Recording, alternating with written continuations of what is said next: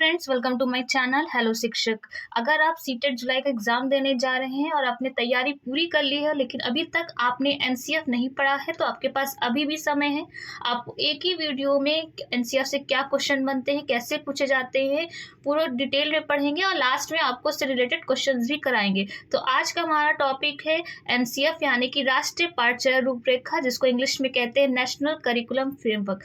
क्या क्वेश्चन बनता है, तो सबसे पहले आपको बता दें कि एनसीएफ हमारा कब आया था। 2005 में आया था। और एनसीएफ का पूरा नाम क्या है, तो एनसीएफ का पूरा नाम है नेशनल करिकुलम फ्रेमवर्क। कभी कभी एग्जाम में पूछ लेता है कि एनसीएफ का सी का फुल फॉर्म क्या है, यानी सी की मीनिंग क्या है, तो करिकुलम होता है। उसके बाद इसके अध्यक्ष कौन थे, यानी कि एनसीएफ 2005 किसकी अध्यक्षता में तैयार हुआ था, तो ये प्रोफेसर यशपाल में। और आपसे ये भी कोई पूछ सकता है कि एनसीएफ आप पढ़ रहे हैं तो एनसीएफ होता क्या है, तो यह शिक्षा के क्षेत्र में एक प्रमुख दस्तावेज होता है जिसमें पूरा आपका करिकुलम यानी पाठचर्या की रूपरेखा तैयार रहती है कि कैसे बच्चों को पढ़ाना है, कैसे आपका पाठ्यक्रम होना चाहिए, किस स्तर पे कौन सी क्लास में क्या बच्चों को पढ़ाना है, यही सब तैयार हमारा एनसीएफ में होता है। उसके बाद सबसे पहले आपको नोट्स आपको पढ़ाएंगे, फिर आपको लास्ट में क्वेश्चंस भी कराएंगे कि कितना आपका रेडी हुआ। तो यहाँ पे आपको फुल फॉर्म बता ही चुके हैं, उसके बाद अध्यक्ष भी बता चुके हैं, और यहाँ पे क्वेश्चन बढ़ता है कि एनसीएफ 2005 के निर्देशक कौन थे। तो याद रखिएगा, अध्यक्ष हमारे प्रोफेसर यशपाल हैं और निर्देशक हमारे प्रोफेसर कृष्ण कुमार हैं। नेक्स्ट आपसे पूछा जाता है कि राष्ट्रीय पाठ्यचर्या रूपरेखा अभी तक कितने आ चुके, यानी कितने उनकी संख्या है, यानी कितनी कौन सी ईयर में कौन सा एनसीएफ आया था। तो यहाँ पर टोटल 4 एनसीएफ आए थे। और एनसीएफ को तैयार कौन करता है, एनसीईआरटी, यानी प्रिपेयर्ड बाय एनसीईआरटी।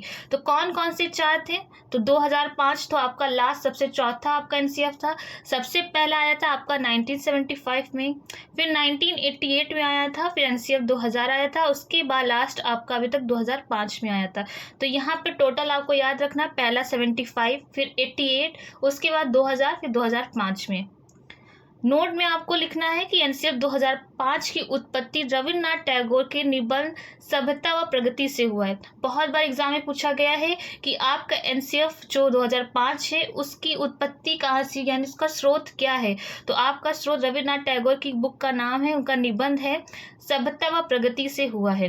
कभी कभी एग्जाम में ऑप्शन दे देता है सभ्यता व प्रगति, समाज व प्रगति। याद रखिएगा, समाज या प्रगति या सभ्यता व प्रगति कोई भी हो सकता है। उसके बाद नेक्स्ट एनसीएफ 2005 में रूपरेखा के तहत सभी भाषा में 8वीं अनुसूची में किया गया अनुवाद है, यानी कि आपका एनसीएफ कौन कौन सी भाषा है, तो हमारी 8वीं अनुसूची में जितनी भी भाषाएं हैं उन्हीं सभी भाषाओं में हमारा एनसीएफ 2005 का अनुवाद किया गया है। तो आपसे डायरेक्ट पूछ सकते हैं कि एनसीएफ कितनी भाषाओं में आपका अनुवाद है, तो आप बताइएगा 8वीं अनुसूची में हमारी जितनी भी भाषाएं हैं, 22 भाषाएं हैं, उन सभी में हमारा अनुवाद आपका एनसीएफ रेडी किया गया है। इसका उद्देश्य क्या था, इसका उद्देश्य था बच्चों को सर्वांगीण विकास करना, उन्हें स्कूली शिक्षा से जोड़ना, यानी कि ये शिक्षा के क्षेत्र में दस्तावेज था। तो इसका मुख्य उद्देश्य यही था कि बच्चों में सभी तरह का विकास करना ताकि वो शिक्षा की ओर जुड़ सके। फिर एनसीएफ 2005 बालकों के मूल्यांकन के लिए सतत एवं व्यापक मूल्यांकन पर बल देती है। तो यहाँ पे नेक्स्ट टॉपिक यही बनता है कि एनसीएफ किस पे बल देता है, तो ये बच्चों के सतत एवं व्यापक मूल्यांकन पे बल देती है। नेक्स्ट आपका है नवीन सोच, तर्क क्षमता, चिंतन आदि विकसित करना, यानी कि आपके जैसे जैसे एनसीएफ रेडी होते हैं, चेंज होते हैं, तो उनमें क्या किया जाता है, उनमें नई चीज़ें या नई सोच इन सभी को ऐड करके थोड़ा सा चेंज किया जाता है ताकि समय के साथ जो बच्चों में बदलाव आ रहे हैं उनके पाठ्यक्रम में भी बदलाव किया जा सके। उसके बाद इसके सिद्धांत कितने हैं, तो इसके सिद्धांत कितने के टोटल 5 सिद्धांत दिए गए हैं। पहला है ज्ञान को बाहरी जीवन से जोड़ के पढ़ाना, यानी कि बच्चों को वातावरण से जोड़ के पढ़ाना। मान लीजिए हमें पेड़ पढ़ाना है तो बच्चों से पहले हम पूछेंगे कि आपने इस चीज़ का पेड़ देखा है या क्या पेड़ कैसा होता है आप जानते, तो बच्चे कहेंगे हाँ, नीचे से हमें ब्राउन कलर का दिखता है, ऊपर उसकी हरी हरी पत्तियां होती है, वो बड़ा होता है आकृति में, तो वही हमारा पेड़ होता है। इससे बच्चों को जब पेड़ का टॉपिक पढ़ाएंगे तो उनको थोड़ा सा इमेजिनेशन में यानी रिलेट करने में इजी होता है। नेक्स्ट है रटने की प्रणाली खत्म करना है, यानी बच्चों को रटन पद्धति से मुक्त करना है। पाठ्य पुस्तक पर केंद्रित न हो, यानी कि उन्हें सिर्फ अपनी पुस्तक पे ही केंद्रित ना होना पड़े, उन्हें सब चीज़ों का नॉलेज हो, यानी वातावरण का, अपने वास्तविक जीवन से भी उन्हें रिलेट किया जाए। कक्षा कक्ष को गतिविधियों से जोड़ा जाए और इसे लचीला बना जाए, यानी बच्चों के स्तर के अनुसार उसको पाठचर्या को तैयार करना, ताकि अपने स्तर यानी कि अपने आईक्यू लेवल के हिसाब से बच्चे उसको पढ़ सकें। उसके बाद राष्ट्रीय महत्व बिंदु को पाठ्यक्रम में शामिल करना जाए, यानी कि जो इम्पोर्टेंट पॉइंट्स हैं उनको ही शामिल किया जाए एग्जाम में, ताकि बच्चों का सर्वांगीण विकास हो सके। नेक्स्ट है आपका एनसीएफ 2005 के जो महत्वपूर्ण पॉइंट है, जिससे आपका डायरेक्ट क्वेश्चन बनता है कि विद्यार्थियों को रटने से मुक्त कराया जाए, जिससे उनका चहुमुखी विकास हो सके, शिक्षा बाल केंद्रित हो, और भारत सरकार के एमएचआरडी यानी ministry of human resource development की पहल पर प्रोफेसर यशपाल की अध्यक्षता में यह समिति बनाई गई। तो किसकी अध्यक्षता में? यानी कि आपके प्रोफेसर यशपाल में। एमएचआरडी का आपसे वर्तमान नाम भी पूछ सकते हैं, उसका नाम बदल के शिक्षा मंत्रालय भी कर दिया गया है।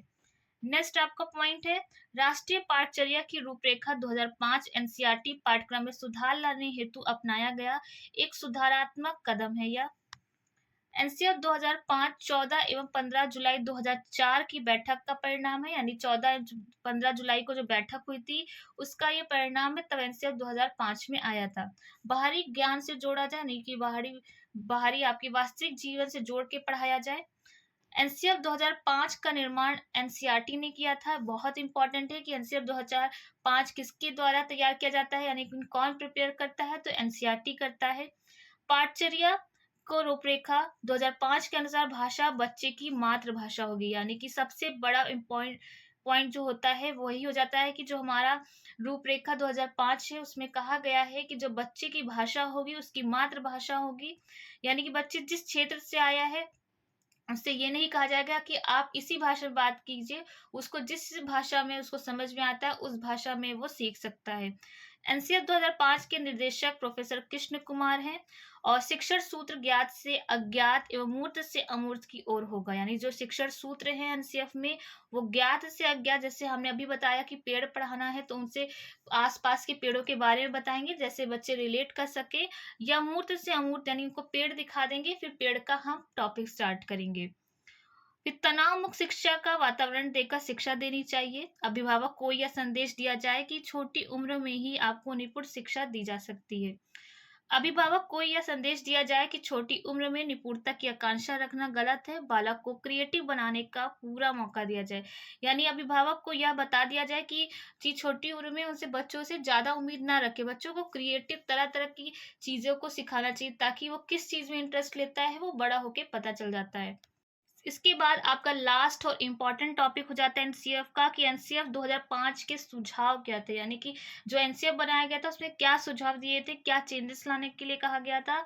कि संवैधानिक मूल्यों का विकास करना चाहिए, सतत एवं व्यापक मूल्यांकन करना चाहिए बच्चों का, उनको खेल के महत्व देना चाहिए यानी खेल से जोड़ना चाहिए, जीवन से जोड़ना चाहिए यानी वास्तविक जीवन की शिक्षा देनी चाहिए, मुक्त वातावरण करके सीखने पर जोर दिया जाना चाहिए, 6 महीने में प्रशिक्षण दिया जाए, शिक्षा बच्चों के स्तर अनुसार होनी चाहिए, यानी जिस स्तर जिस आईक्यू लेवल जिस बच्चे जिस स्तर पर सीखना चाहते हैं उसी स्तर पर बच्चों को सिखाया जाए, मोटी मोटी किताबों को बेकार माना जाए यानी रटन प्रणाली से मुक्त किया जाए, रोजगार परक शिक्षा देना चाहिए यानी व्यवसायिक शिक्षा से जोड़ना चाहिए, पाठ सहगामी क्रियाएं जैसे कि संगीत, चित्रकला, नृत्य, एनसीसी आदि से बच्चों को जोड़ना चाहिए।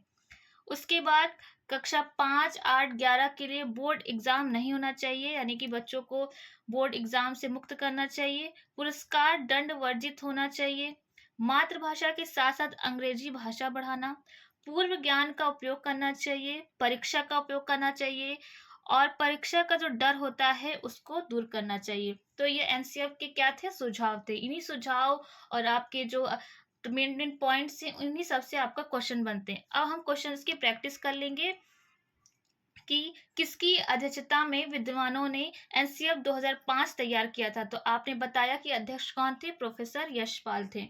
उसके बाद एनसीएफ 2005 के निर्देशक कौन थे, तो प्रोफेसर कृष्ण कुमार इसके निर्देशक थे।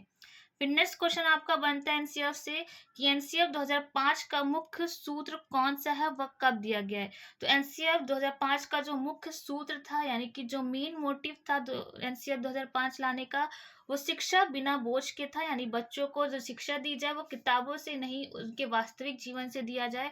तो शिक्षा बिना बोझ की हमारा मुख्य सूत्र था।